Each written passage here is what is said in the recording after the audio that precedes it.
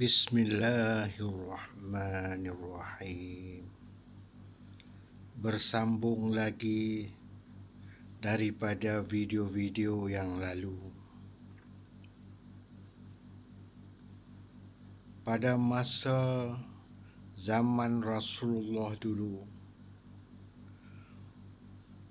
bijak pandai Yahudi berpakat untuk mengenalkan Rasulullah dengan soalan-soalan gila.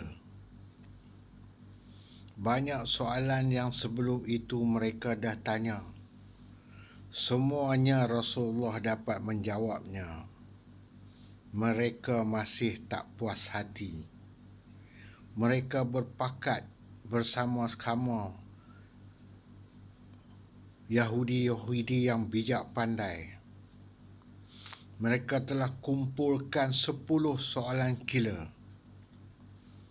Daripada 10 itu mereka memilih satu sahaja. Dan mereka yakin soalan yang satu itu sudah mencukupi untuk mengenalkan Rasulullah. Dan mereka yakin sudah tentu Rasulullah tidak akan dapat menjawabnya. Maka mereka pun bertanya kepada Rasulullah, beritahu kami satu sahaja yang ada di dalam agama kamu, wahai Muhammad, tetapi tidak ada dalam agama-agama lain di dunia ni. Maka Rasulullah menjawab, hanya agama Islam disuruh mentiadakan Tuhan. Agama lain semua mengadakan Tuhan dan kamu semua menyembah Tuhan yang kamu adakan. Itulah maksud La ilaha illallah. Tiada Tuhan melainkan Allah. Setelah mendengar jawapan Rasulullah itu, bijak pandai Yahudi terdiam. Sebab memang ada kebenaran di situ. Itulah perkataan yang diseru awal-awal lagi, sejak Nabi Adam lagi. Rujuk di dalam surah Al-An'am ayat 19. Allah Ta'ala suruh kita menyaksi, adakah Tuhan di samping aku, kata Allah Ta'ala. Hendaklah kamu mengaku tiada Tuhan di samping aku. Di dalam surah Al-Namli ayat 60, 61, 62, 63, 64. 5 kali Allah Ta'ala tanya di dalam ayat itu, adakah Tuhan di samping aku? Adakah Tuhan di samping aku? Adakah Tuhan di samping aku? Adakah Tuhan di samping aku? Rujuk lagi surah Al-Mu'minun ayat 19.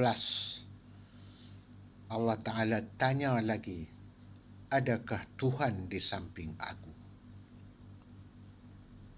Sebab itulah Allah Ta'ala suruh mengesahkannya. Allah Ta'ala suruh mengesahkan Allah Ta'ala.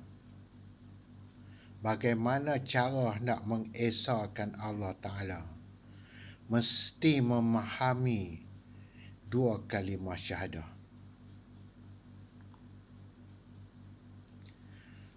2 kalimah syahadah itu disuruh mentiadakan Tuhan melainkan Allah.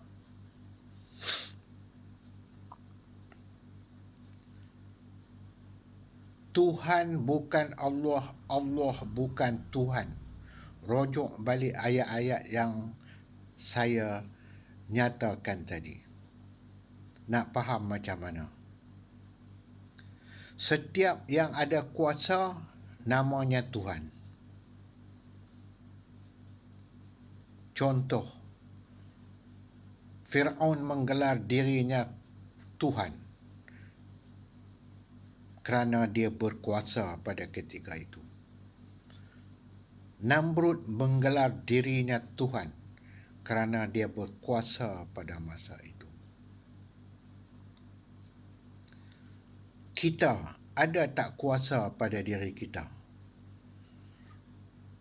Kita juga ada kuasa pada diri kita, iaitu daya upaya kita yang diamanah oleh Allah Ta'ala itu.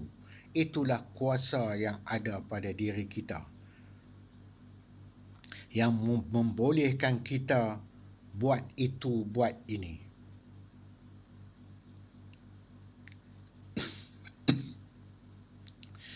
Setiap yang ada kuasa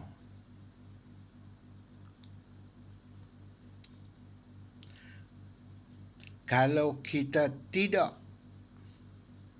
memahami dua kalimah syahadah, maka jadilah setiap yang berkuasa itu Tuhan.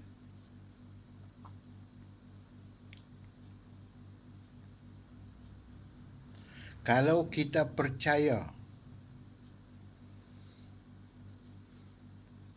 sakit kepala, makan 2 biji Panadol, maka hilanglah sakit kepala. Kalau kita percaya Panadol itulah yang berkuasa, maka Panadol itu jadi Tuhan.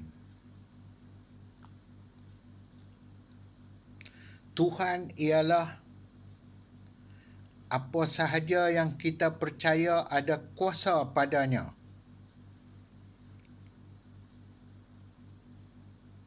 Maka jadilah Tuhan. Maka Tuhan itu adalah makhluk. Berhala makhluk. Segala-gala yang kita nampak ni makhluk. Kalau kita percaya kepada saka-baka, saka-baka juga makhluk. Kalau kita percaya kepada hantu-hantu juga makhluk. Tuhan itu diletak kepada makhluk. Kalau kita nampak kitalah yang berkuasa, maka jadilah kita Tuhan. Itu sebab Allah Ta'ala suruh mentiadakan Tuhan. La ilaha illallah. Tiada Tuhan melainkan Allah.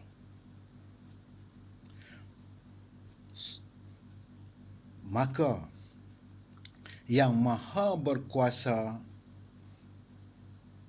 hanya Allah.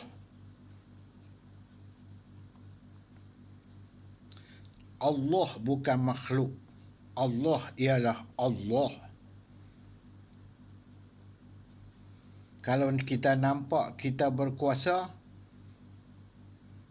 kita bukan jadi Allah, tetapi kita makhluk yang diberi kuasa oleh Allah Ta'ala. Maka kuasa itu ataupun daya upaya itu amanah daripada Allah Ta'ala. Yang inilah yang kita nak mengaku kepada Allah Ta'ala melalui asyhadu an la ilaha illallah wa asyhadu anna Muhammadur Rasulullah. Dua kalimah syahadah inilah nak melepaskan kita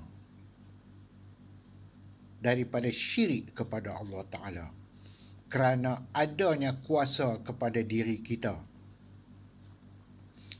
Kuasa itu menjadikan aku itu, aku ini, aku kuat, aku pandai, aku. Yang ada pada diri kita.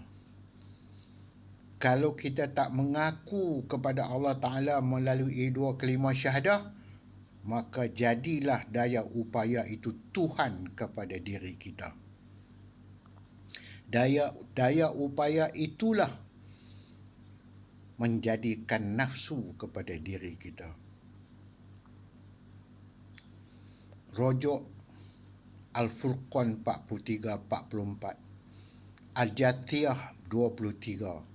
Allah Ta'ala tanya, kenapa kamu menjadikan nafsu kamu Tuhan kepada kamu? Inilah yang menjadikan syirik tersedia ada kepada kita sejak umur kita aqil baligh.